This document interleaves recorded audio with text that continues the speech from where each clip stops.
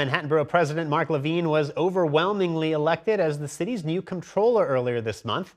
The day after Election Day, Levine told New York One in an interview that he and Mayor-elect Zohran Mamdani share priorities around affordability and government reform.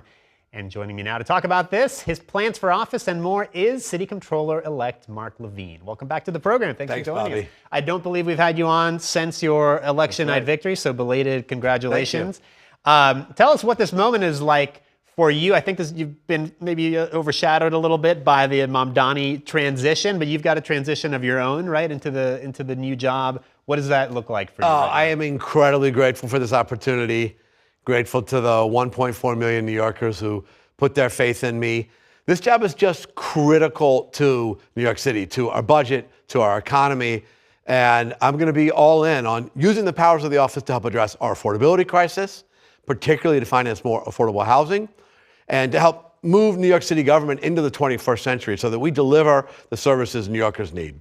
So I know you've already got your eye on the city's finances. Yeah. And you have objected to some of the budgetary tricks, if you want to call them that Mayor Adams has been doing on his way out the door just in these last few weeks.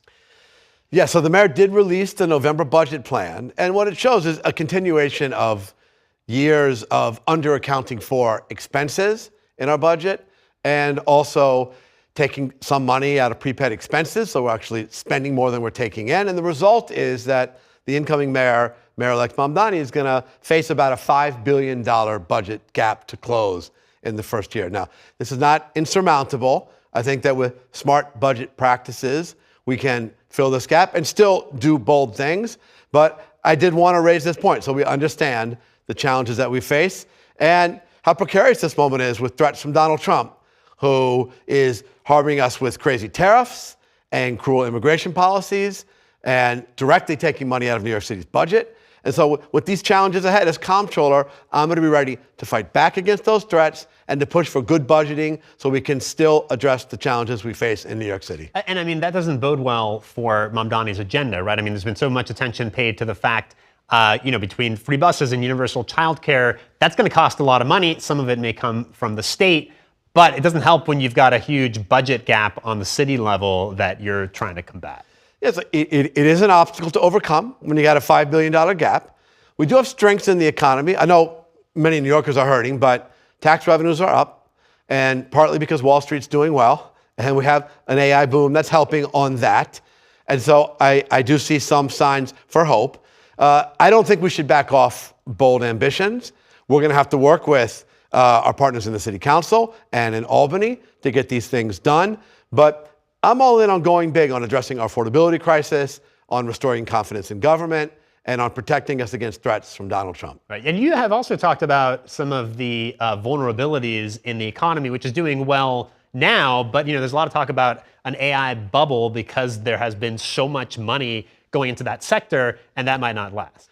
Yeah, there's been this boom of investments in data centers for AI all over the country, hundreds of billions of dollars. They're not in New York City. But the financing for those projects is going through financial firms in New York. And so we've gotten some benefit out of that. It's part of the reason why our tax receipts are doing better than expected so far in 2025. But if the bubble bursts, then we're also vulnerable on the downside. So there's definitely reasons for caution out there. I'm going to fight very, very hard to keep New York City's economy strong so that we have the tax revenue to invest in these key priorities. Let's talk about the relationship with Zohran Mamdani. I know you've been supportive of him, but as a comptroller, and not everybody knows this, but the comptroller is the chief fiscal officer. You're a watchdog of the mayor, a budget watchdog.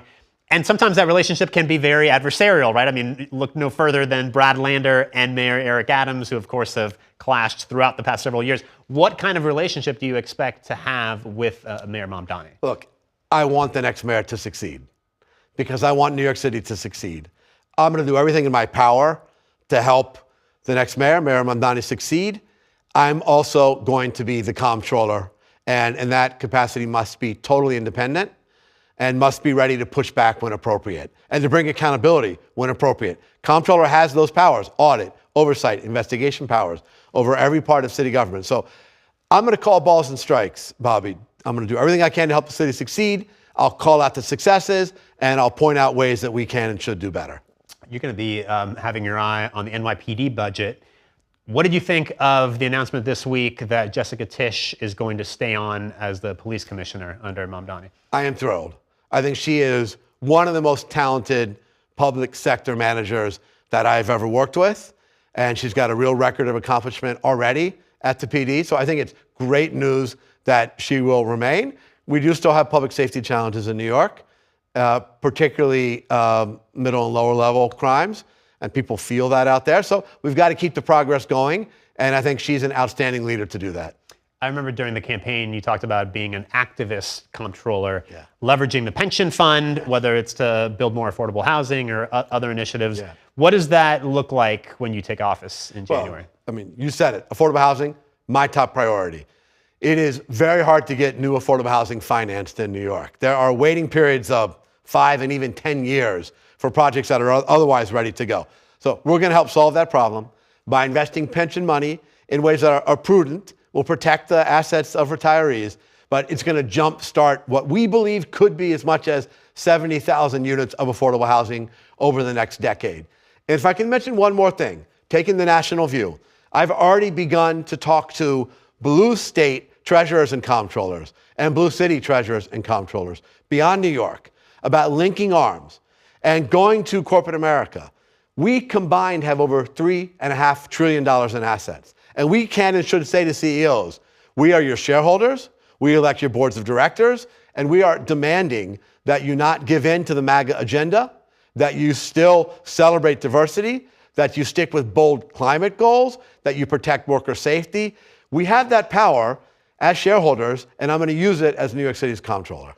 Just in our last minute or so, I don't know how much you got to watch of this White House meeting today between Trump and Mamdani. But, you know, there's so much talk in New York about fighting back against Trump and his agenda and ICE raids and everything else. But you saw Mamdani seemingly charm him, right? And they seem to have found common ground. And Trump was talking about helping New York and not hurting New York. So it seems like maybe, you know, there's another strategy at play here in order to, you know, get on the guy's good side and actually help New York in the process. Look, I think the mayor-elect said it exactly right. If there's ways that we can work with the White House to help New York City's economy, to help tackle our affordability crisis, we should partner with him and them. If there's ways that we are under attack, whether it's immigrant families being ripped apart, whether it's money being taken out of our budget, we should also fight back. That is the balance. But I think it's good for New York to see the mayor down there and having a productive dialogue. It gives me hope that we can perhaps find ways to partner and avoid some of the worst attacks that might otherwise be coming.